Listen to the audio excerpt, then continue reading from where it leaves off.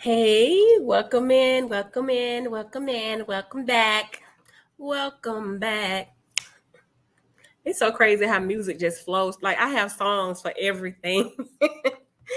But today, y'all, we're on Deuteronomy 28 and 29. Read along Deuteronomy chapters 28 and 29. Let's go ahead and dive in. Grab your Bibles or just take a listen. Now, if I stumble, it's all right. It's all right.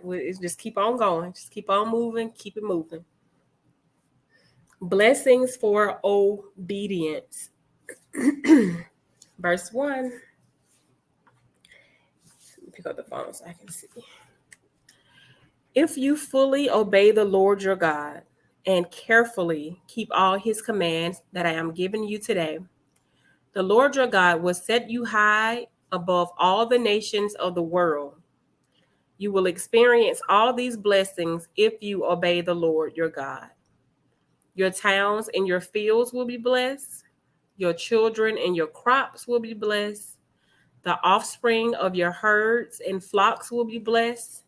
Your fruit baskets and breadboards will be blessed. Wherever you go and whatever you do, you will be blessed. The Lord will conquer your enemies when they attack you.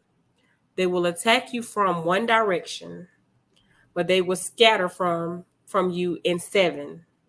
Let me say it again. They will attack you from one direction, but they will scatter from you in seven. The Lord will guarantee a blessing on everything you do and will fill your stomachs with grain.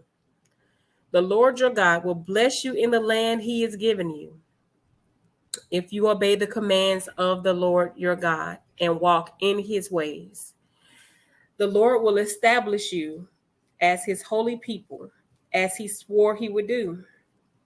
Then all the nations of the world will see that you are a people claimed by the Lord, and they will stand in awe of you.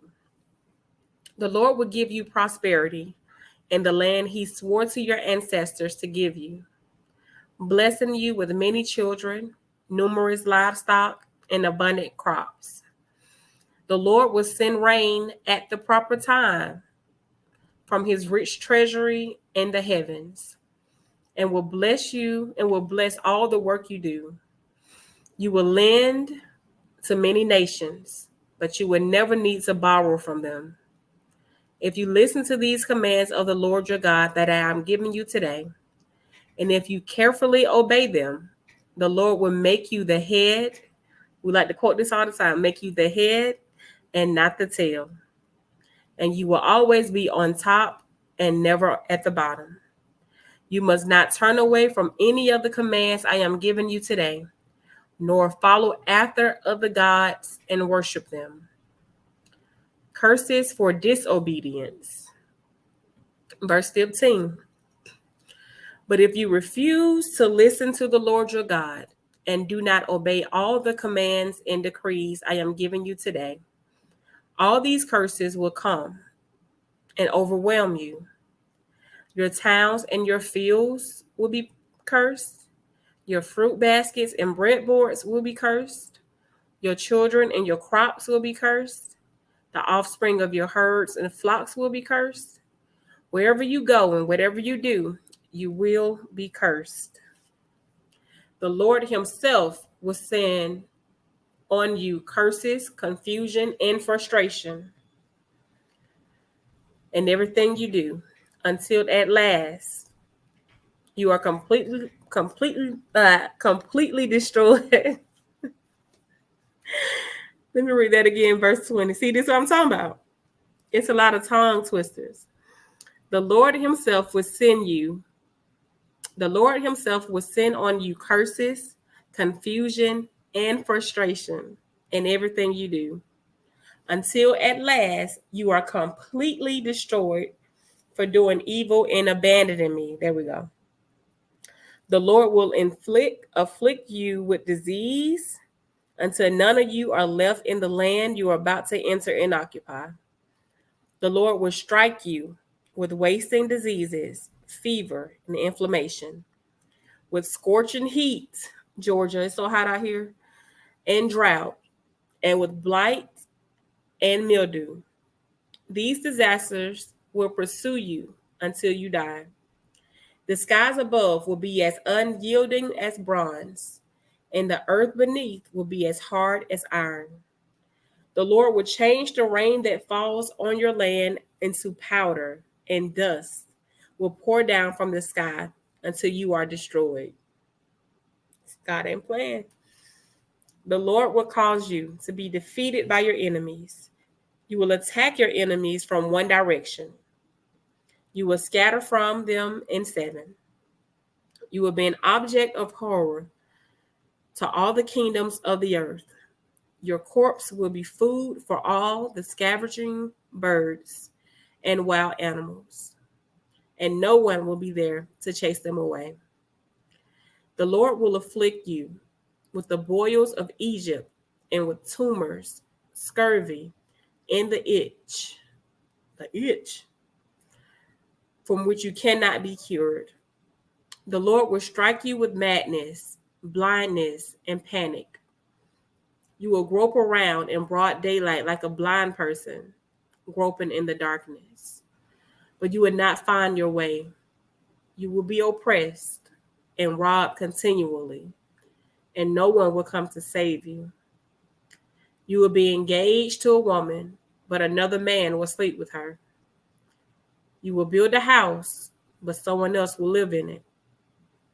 You will plant a vineyard, but you will never enjoy its fruit. Your ox will be butchered before your eyes, but you will not eat a single bite of the meat. Your donkey will be taken from you, never to be returned. Your sheep and goats will be given to your enemies, and no one will be there to help you. You will watch as your sons and daughters are taken away as slaves. Your heart will break for them, but you won't be able to help them. A foreign nation you have never heard about will eat the crops you worked so hard to grow. You will suffer.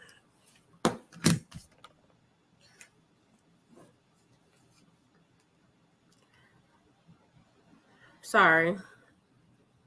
Where was I? You will suffer under constant oppression and harsh treatment. You will go mad because of all the tragedy you see around you. The Lord will cover your knees and legs with incurable boils. In fact, you will be covered from head to foot. The Lord would exile you and your king to a nation unknown to you and your ancestors. There in exile, you will worship gods of wood and stone. You will become an object of horror, ridicule, and mockery among all the nations to which the Lord sends you. You will plant much, but harvest little, for locusts will eat your crops. You will plant vineyards and care for them, but you will not drink the wine or eat the grapes, for worms will destroy the vineyards, will destroy the vines. You will grow olive trees throughout your land, but you will never use the olive oil, for the fruit will drop before it ripens. You will have sons and daughters, but you will lose them, for they will be led away into captivity. Swarms of insects will destroy your trees and crops. The foreigners living among you will become stronger and stronger, while you become weaker and weaker. They will lend money to you, but you will not lend to them. They will be the head, and you will be the tail. If you refuse to listen to the Lord your God and to obey the commands and decrees he has given you, all these curses will pursue and overtake you until you are destroyed. These horrors will serve as a sign and warning among you and your descendants forever. If you do not serve the Lord your God with joy and enthusiasm for the abundant benefits you have received, you will serve your enemies, whom the Lord will send against you. You will be left hungry, thirsty, naked, and lacking in everything. The Lord will put an iron yoke on your neck, oppressing you harshly until he has destroyed you. The Lord will bring a distant nation against you from the end of the earth, and it will swoop down on you like a vulture. It is a nation whose language you do not understand, a fierce and heartless nation that shows no respect for the old and no pity for the young. Its armies will devour your livestock and crops, and you will be destroyed. They will leave you no grain, new wine, olive oil, calves, or lambs, and you will starve to death. They will attack your cities until all the fortified walls in your land, the walls you trusted to protect you, are knocked down. They will attack all the towns in the land the Lord your God has given you.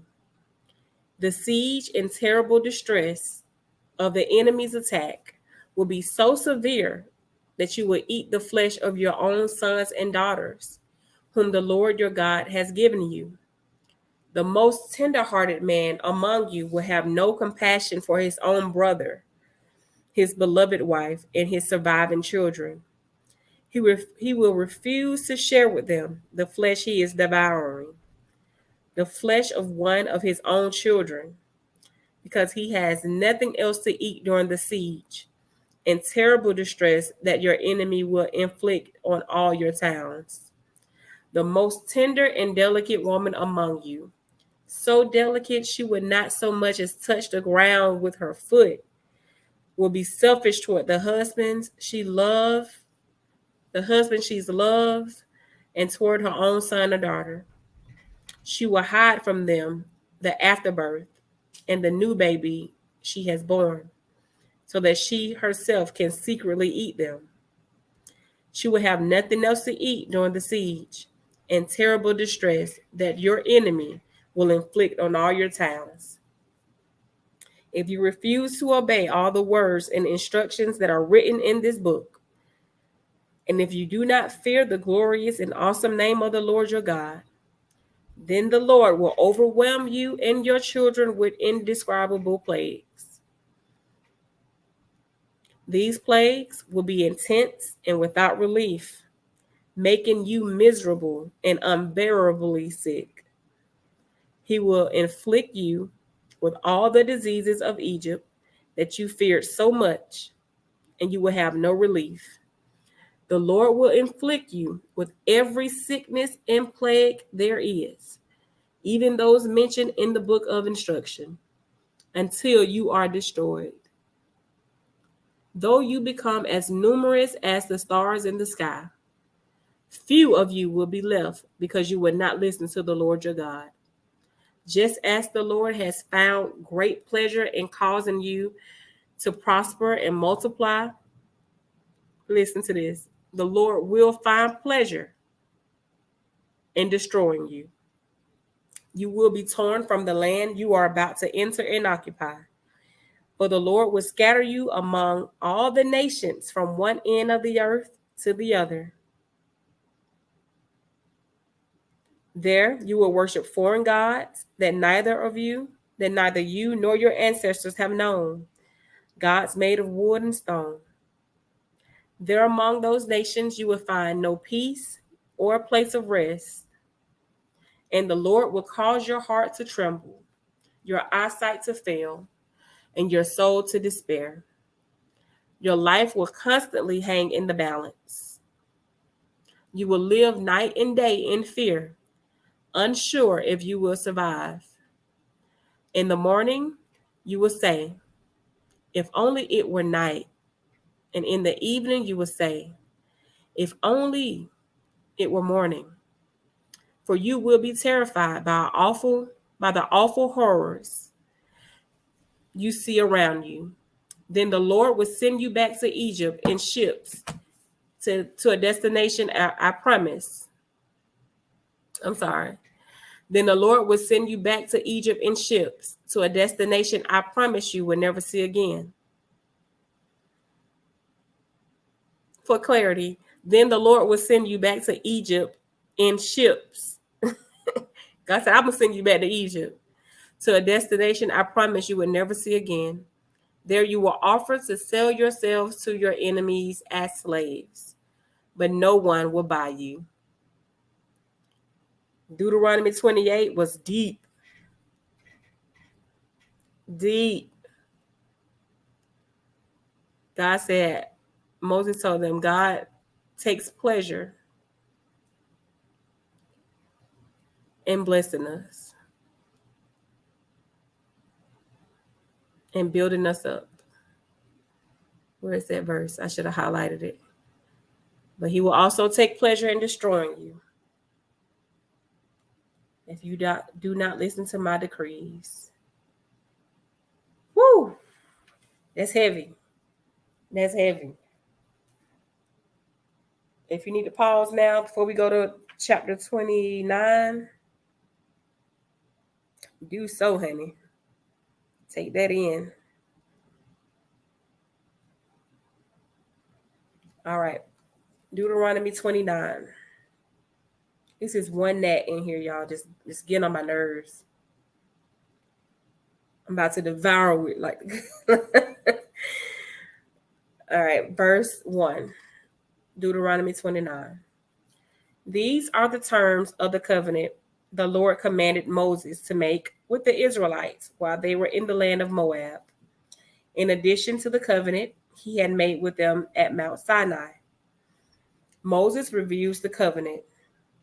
Moses summoned all the Israelites and said to them, "You have seen with your own eyes everything the Lord did in the land of Egypt to Pharaoh and to all his servants and to his whole country. All the great tests of strength, the miraculous signs, and the amazing wonders. But to this day, the Lord has not given you minds that understand, nor eyes that see, nor ears that hear. For 40 years I led you through the wilderness, yet your clothes and sandals did not wear out. You ate no bread and drank no wine or other alcoholic drink, but he provided for you, so you would know that he is the Lord your God. When we came here, King Sihon of Heshbon and King Og of Bashan came out to fight against us, but we defeated them. We took their land and gave it to the tribes of Reuben and Gad, and to the half tribe of Manasseh as their grant of land. Therefore, obey the terms of this covenant so that you will prosper in everything you do. All of you, tribal leaders, elders, officers, all the men of Israel are standing today in the presence of the Lord your God. Your little ones and your wives are with you, as well as the foreigners living among you, who chop your wood and carry your water. You are standing here today to enter into the covenant of the Lord your God. The Lord is making this covenant, including the curses. By entering into the covenant today, he will establish you as his people and confirm that he is your God, just as he promised you, and as he swore to your ancestors, Abraham, Isaac, and Jacob. But you are not the only ones with whom I am making this covenant with its curses. I am making this covenant both with you who stand here today in the presence of the Lord your God, and also with the future generations who are not standing here today. You remember how we lived in the land of Egypt and how we traveled through the lands of enemy nations as we left. You have seen their detestable practices and their idols, made of wood, stone, silver, and gold. I am making this covenant with you so that no one among you, no man, woman, clan, or tribe, will turn away from the Lord our God to worship these gods of other nations, and so that no root among you bears bitter and poisonous fruit. Those who hear the warnings of this curse, should not congratulate themselves, thinking, I am safe, even though I am following the desires of my own stubborn heart. This will lead to utter ruin. The Lord would never pardon such people. Instead, his anger and jealousy will burn against them. All the curses written in this book will come down on them, and the Lord will erase their names from under heaven. The Lord will separate them from all the tribes of Israel to pour out on them all the curses of the covenant recorded in this book of instruction. Then the generations to come, both your own descendants and the foreigners who come from distant lands, will see the devastation of the land and the diseases the Lord inflicts on it. They will exclaim, "The whole land is devastated by sulfur and salt. It is a wasteland with nothing planted and nothing growing, not even a blade of grass. It is like the cities of Sodom and Gomorrah, Admah and Zeboim, which the Lord destroyed in his intense anger." And all the surrounding nations will ask, "Why has the Lord done this to this land? Why is he so angry?" And the answer will be, "This happened because the people of the land abandoned the covenant that the Lord, the God of their ancestors, made with them when he brought them out of the land of Egypt. Instead," one second, y'all. I know y'all like, her battery stay low. I don't keep it charged. I had to charge up my computer.